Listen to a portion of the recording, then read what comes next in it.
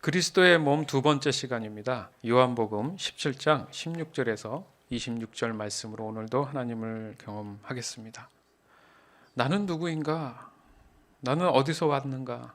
또 어디로 가는가? 나는 왜 지금 여기에 있는가?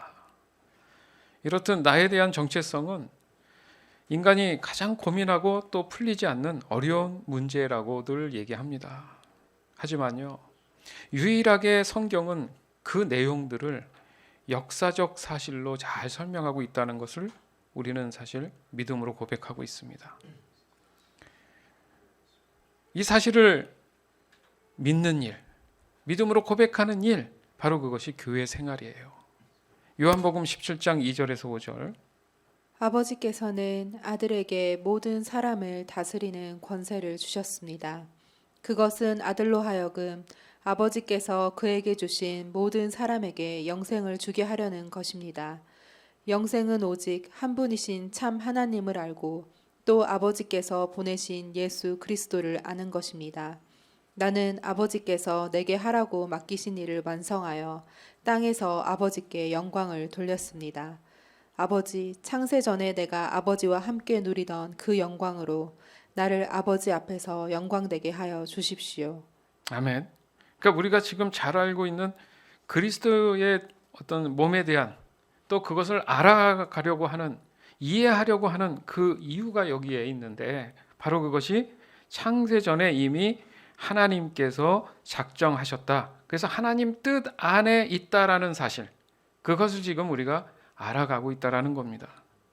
예수님도 이 점을 말씀하셨어요. 즉 예수님 자신도 자신의 정체성을 확인하는 이유가 바로 모든 것의 시작점은 바로 하나님 안에 있다라는 그 진리 가운데 창조되었다. 이것을 지금 강조하고 계신 겁니다. 무슨 말이냐면 그리스도의 몸됨은 하나님으로부터 가지고 계신 모든 것이다라는 점이에요. 다른 데서 온 것이 아니라 우리가 하나님으로부터 왔다라는 걸 알아가는 것, 깨달아가는 것, 이해하는 것, 이 일들을 위해서 우리가 지금 교회 생활을 하고 있다 이겁니다. 따라서 아들 되시는 예수님께서 모든 사람을 다스리도록 하나님께서 그 권세를 주셨다. 이것이 바로 하나님의 뜻인데 그 뜻 안에는 바로 우리에게 영생을 주시기 위함이다. 이렇게 풀이할 수 있습니다. 그럼 왜 인간은 영생이 필요한가? 정확한 의미로 말하자면 원래의 자리로 돌아간다 이거예요. 원래 있었던 위치로 간다라는 의미예요. 즉 하나님의 창조의 목적을 다시 회복시키기 위한 그런 과정 속에 있다라는 겁니다.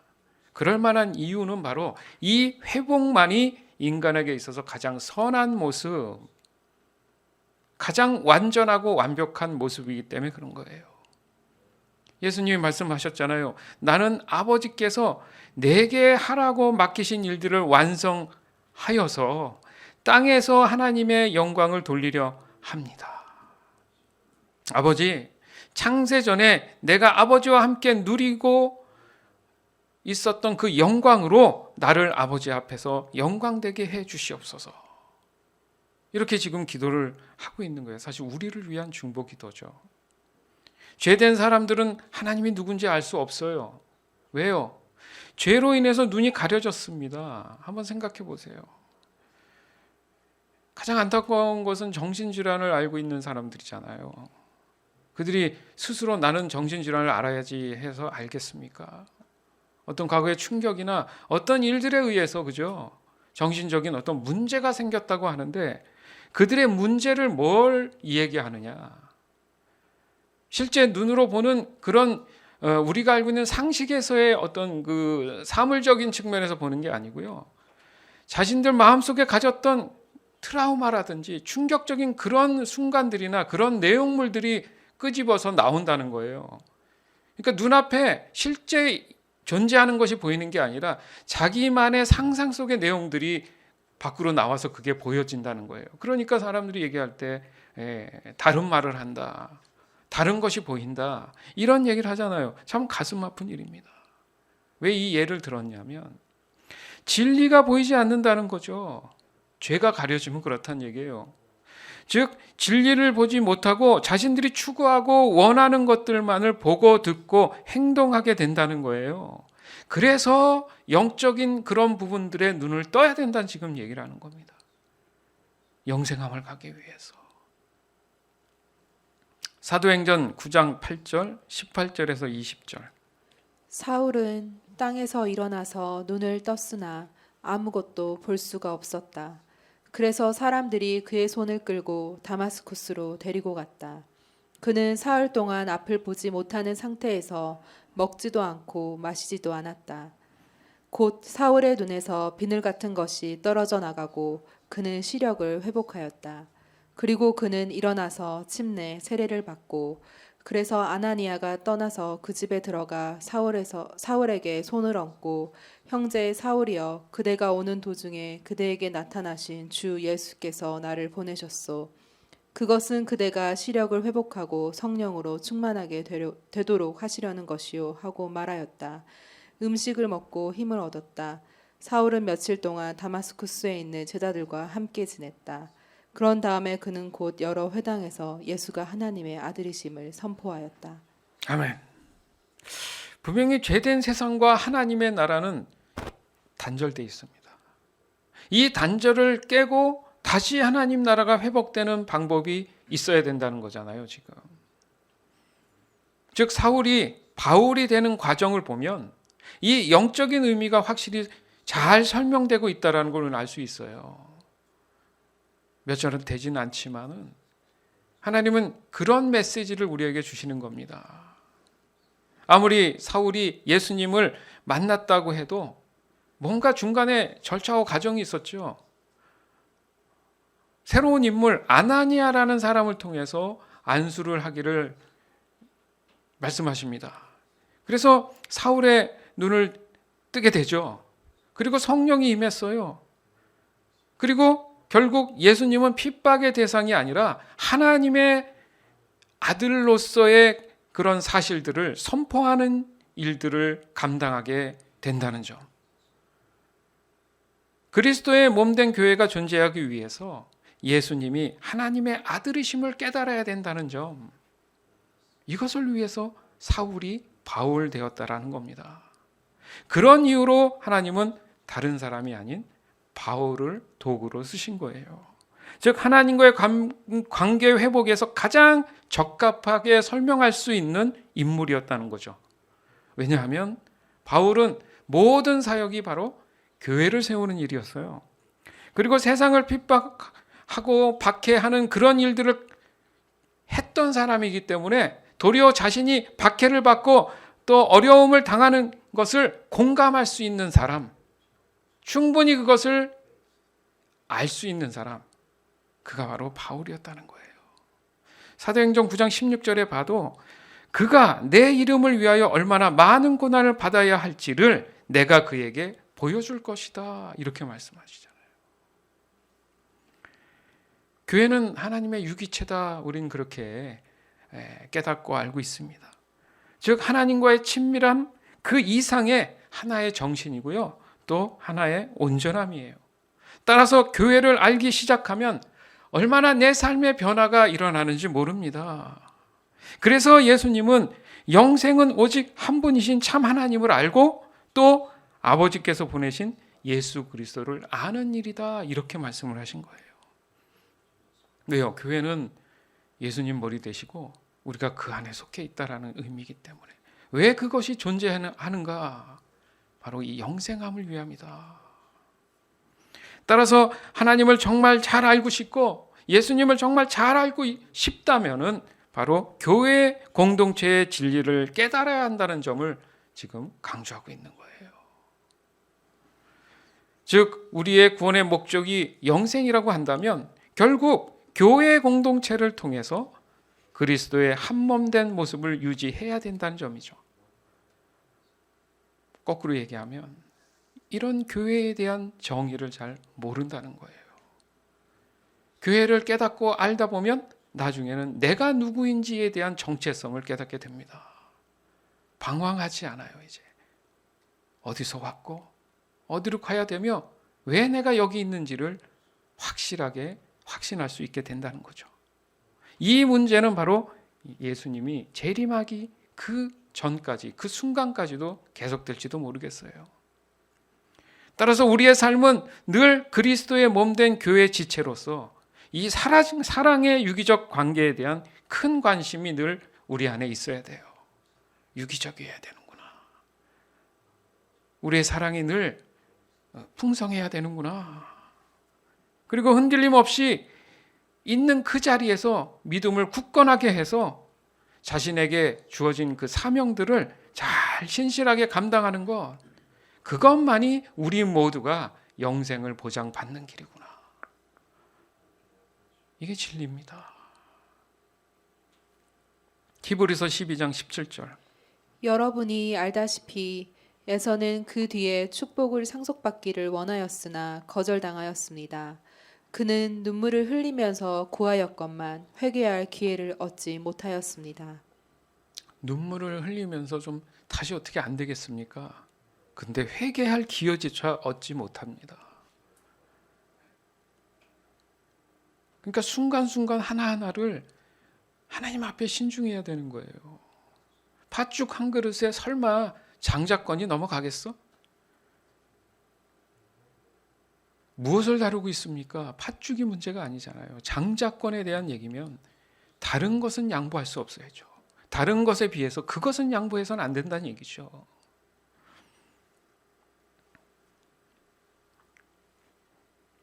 내게 주어진 환경이 어떠하든지 가장 중요한 문제가 뭐냐? 바로 하나님과의 관계 회복에 있다라는 거예요. 더 중요한 것은 내가 하나님 말씀 안에 늘 거하고 있느냐. 이 문제입니다. 안에 있느냐, 밖에 있느냐. 이것을 알게 하고 또 유지하게 해주고 순종하게 해줄 수 있는 그 유일한 장치가 무엇입니까? 궁금하잖아요. 나름 혼자 말씀도 보고 나름 혼자 찬양도 하고 하기는 하는데 뭔가 내 마음 안에 갈급함이 늘 있습니다. 늘 질문이 생깁니다. 자꾸 앞으로 나가지 않아요. 왜 그럴까요? 그 유일한 장치가 바로 교회 공동체라는 거예요. 하나님이 그 이유 때문에 이렇게 곳곳에 하나님의 교회들이 세워지게 된 겁니다. 이런 이유로 예수님이 지금 오늘 본문에 보니까 우리를 위해서 중보하고 계신 거예요. 그래야 되기 때문에 이들이 꼭 교회에 대한 깨달음을 얻고 살아가야 되기 때문에. 요한복음 17장 16절에서 20절. 내가 세상에 속하지 않은 것과 같이 그들도 세상에 속하지 않았습니다. 진리로 그들을 거룩하게 하여 주십시오. 아버지의 말씀은 진리입니다. 아버지께서 나를 세상에 보내신 것과 같이 나도 그들을 세상으로 보냈습니다. 그리고 내가 그들을 위하여 나를 거룩하게 하는 것은 그들도 진리로 거룩하게 하려는 것입니다. 나는 이 사람들을 위해서만 비는 것이 아니고 이 사람들의 말을 듣고 나를 믿는 사람들을 위해서도 빕니다. 예수님은 간절하셨어요. 모든 사람이 교회가 되어서 한 공동체를 이루어서 예수님이 재림하는 그날까지도 믿음 잃지 않고 그 신실함을 잃지 않고 다 같이 모두가 영생함을 얻기 위함. 보니까 예수님이 계속 강조하는 게 뭡니까? 진리 안에서 거룩해야 된다. 이 거룩에 대한 지속적인 강조를 지금 하고 계시잖아요. 그것을 예수님은 세상에 속하지 아니하였다 이렇게 표현을 합니다. 그리고 세상에 속하지 않기 위해서 진리 곧 하나님 말씀으로만이 이것이 가능하다. 아까도 말씀드렸잖아요. 하나님 말씀 안에 있어야 된다는 얘기예요. 안에 있다라는 것은 말씀에 순종하며 살아가고 있다라는 얘기잖아요. 벗어나지 않고 있다라는 거죠.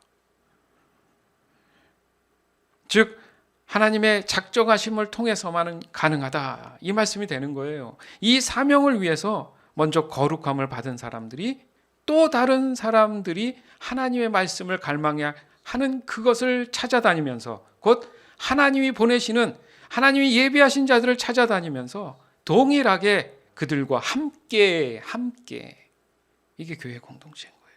그들과 함께 영생함을 위해서 이 험난한 세상 가운데에 보호받으며 살아가야 되지 않느냐. 예수님은 분명히 제자뿐 아니라 이 복음을 듣고 믿는 모든 사람들을 위한 중보 기도입니다. 그게 하나님 비전이니까요. 즉 바로 이 자리에 앉아있는 우리를 얘기하잖아요. 더 나아가서는 참 지금 진리를 듣고 복음을 듣는, 그것을 믿고 순종하는 모든 사람들, 이 구별된 사람들에 속한 모형적인 것, 외형적이지만 모형적으로 설명하기 위한 것, 그것을 바로 바울을 통해서 보여주시는 곧 교회 공동체가 된다는 얘기예요. 믿으십니까? 이제 교회를 좀 더 하나님이 말씀하시는 교회로 우리가 더 깨달음을 얻어야 돼요. 온전한 교회의 진리가 뭔가, 온전한 교회의 정의가 뭔가, 이것이 바로 그리스도의 몸된 지체인 우리 자신이 된다는 겁니다. 문제는 뭐예요? 예수님도 말씀하셨지만 세상으로 나가야 된다는 점이에요. 그리고 그 세상에서 그리스도의 몸됨을 유지해야 된다는 점이에요. 목사님 쉽지 않아요. 과연 쉬울까요? 자, 여기서 보세요. 쉽다는 기준이 어디서 왔습니까? 자세히 보면 세상의 기준이잖아요. 일단은 내가 먼저 선입견으로 만만치 않을 거예요. 이건 세상 기준이잖아요. 하나님은 세상으로 나가라고 합니다. 믿음을 갖고 나가라고 하는데 내 입장에서는 세상의 기준으로 쉽지 않아요.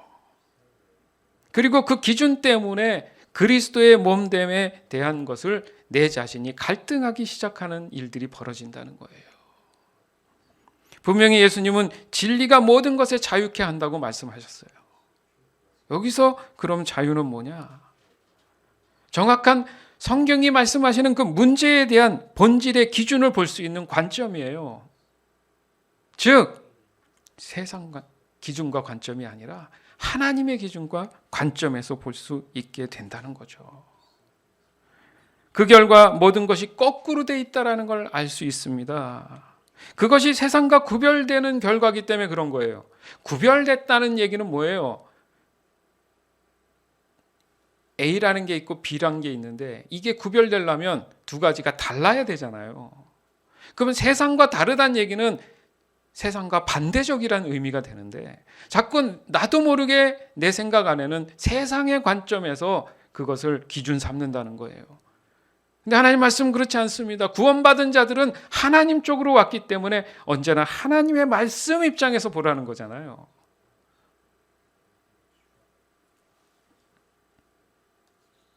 그것이 세상과 구별되는 결과들인데 그것을 바로 우리는 거룩함이다 이렇게 얘기하는데 예수님이 그 점을 강조하는 거예요.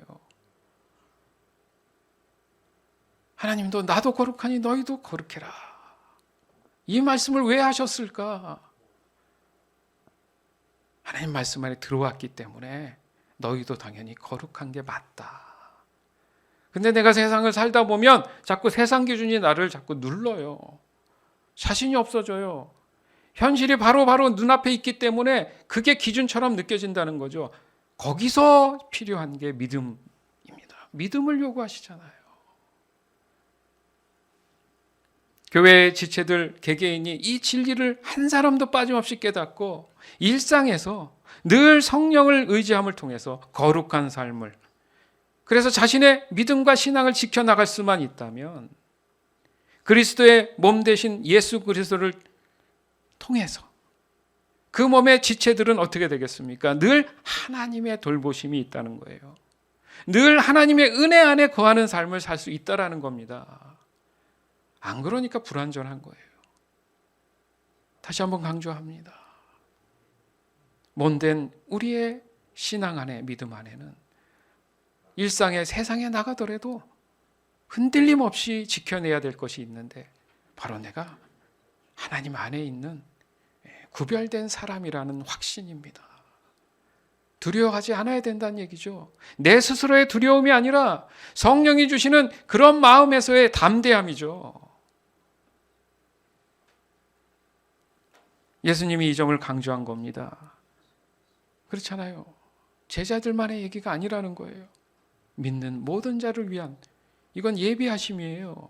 앞으로 장차 있어야 될 일들에 대한 것들을 미리 말씀하시는 중보 기도입니다. 요한복음 17장 21절에서 26절. 아버지께서 내 안에 계시고 내가 아버지 안에 있는 것과 같이 그들도 하나가 되어서 우리 안에 있게 하여 주십시오. 그래서 아버지께서 나를 보내셨다는 것을 세상이 믿게 하여 주십시오. 나는 아버지께서 내게 주신 영광을 그들에게 주었습니다. 그것은 우리가 하나인 것과 같이 그들도 하나가 되게 하려는 것입니다. 내가 그들 안에 있고 아버지께서 내 안에 계신 것은 그들이 완전히 하나가 되게 하려는 것입니다. 그것은 또 아버지께서 나를 보내셨다는 것과 아버지께서 나를 사랑하신 것과 같이 그들도 사랑하셨다는 것을 세상이 알게 하려는 것입니다. 아버지께서 내게 주신 사람들도 내가 있는 곳에 나와 함께 있게 하여 주시고 창세전부터 아버지께서 나를 사랑하셔서 내게 주신 내 영광을 그들도 보게 하여 주시기를 빕니다. 의로우신 아버지, 세상은 아버지를 알지 못하였으나 나는 아버지를 알았으며 이 사람들도 아버지께서 나를 보내신 것을 알고 있습니다. 나는 이미 그들에게 아버지의 이름을 알렸으며 앞으로도 알리겠습니다. 그것은 아버지께서 나를 사랑하신 그 사랑이 그들 안에 있게 하고 나도 그들 안에 있게 하려는 것입니다. 아멘. 반복되는 단어가 있죠. 안에, 하나, 완전한 하나. 그죠? 함께. 예수님이 계속 그 단어를 쓰고 계세요.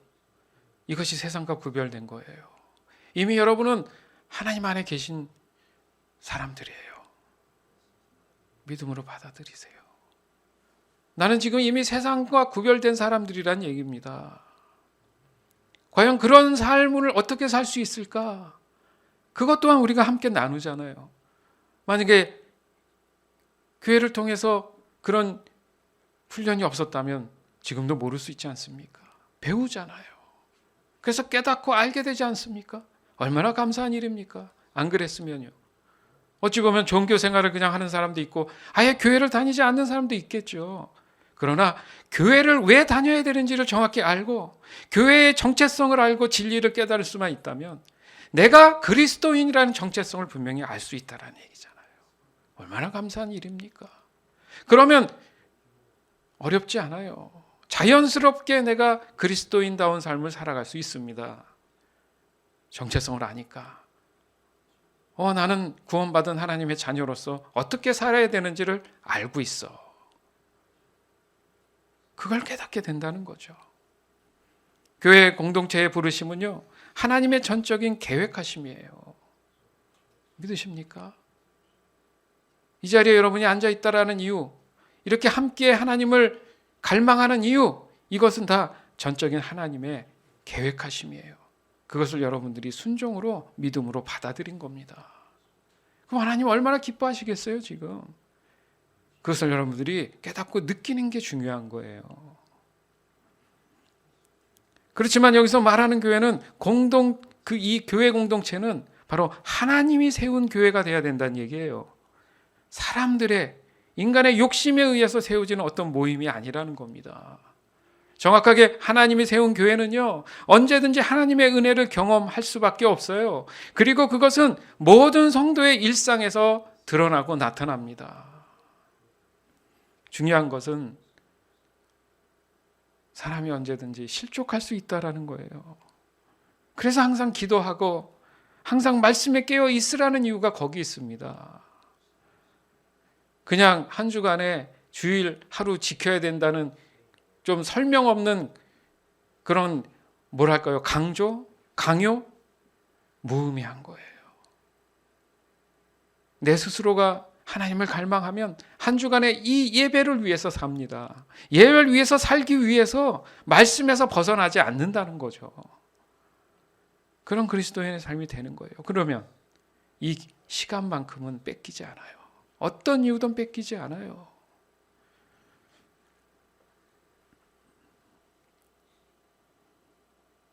그러나 한 지체가 실족하면요, 교회 전체에 영향을 받을 수 있어요. 아닌 것 같죠. 우리가 지금 강조하는 게 뭐예요? 우리가 그리스도의 몸된 지체다. 몸된 지체다. 그리고 한 지체가 실족하면 다른 지체에게 영향을 줄 수 있습니다. 영적인 거예요. 그러니까 내 스스로의 성숙한 책임감이 필요한 거 아니겠습니까? 교회는. 내가 정말 하나님 앞에 신실해야겠구나. 내가가 모여서 건강한 교회가 되는 겁니다.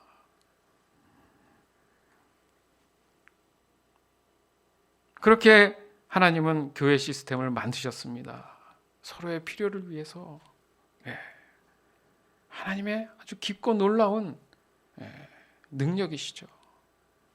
우리를 사랑하시기도 하고 하나님 뜻도 이룰 수 있고, 따라서 하나님 보실 때 이 그리스도의 몸됨에 대한 관심사는 과연 예수님이 이 교회의 머리로서의 역할을 인정하고 있을까?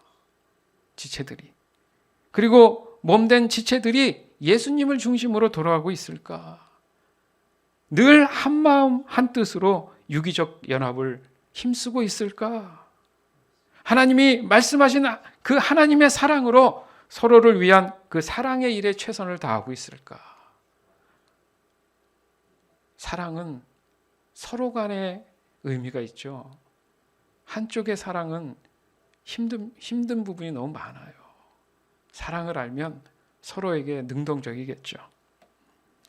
따라서 교회는 하나님이 그 몸에 주신 모든 지체의 필요를 요구하십니다. 하나는 필요 없고 또 하나는 필요하고, 이게 아니에요. 하나의 공동체로서 모두가 한 사람 한 사람이 필요로 한 관계로 지금 만들어져 있다라는 거예요. 그리고 한 지체가 고통을 당하면 모든 지체도 고통이 온다는 겁니다. 하나님이 주시는 이 지체들의 은사들은 어떤가? 하나님, 저는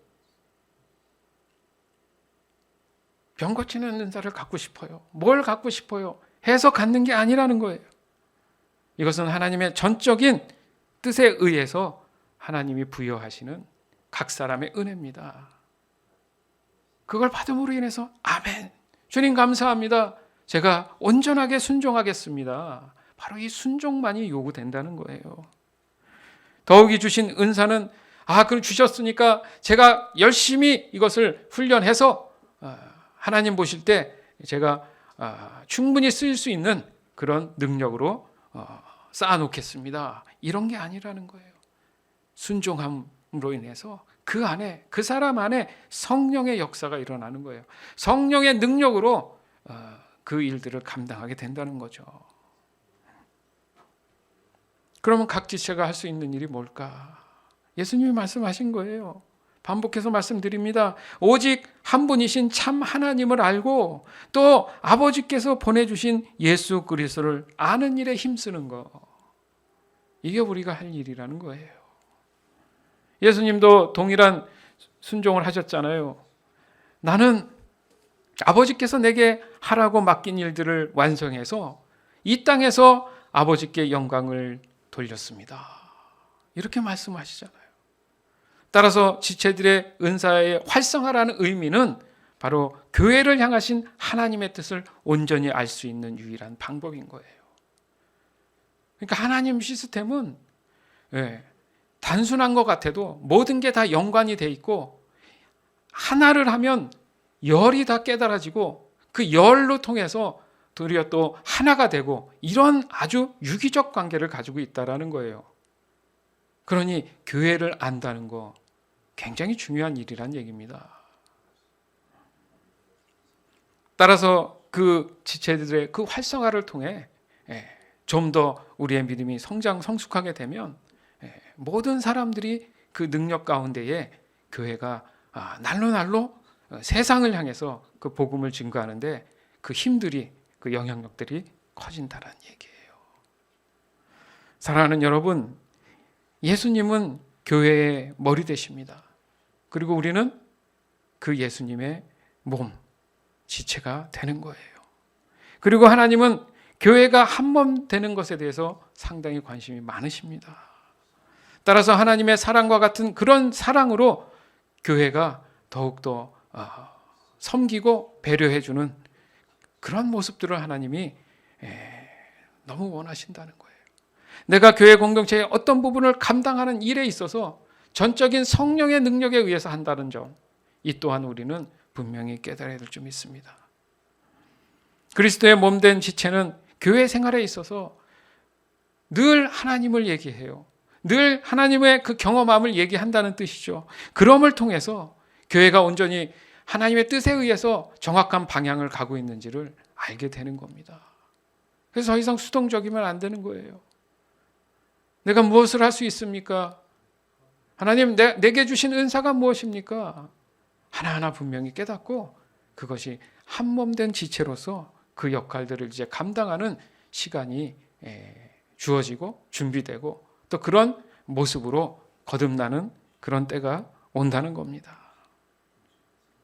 더 중요한 거, 왜 이런 것들을 하나님이 하실까?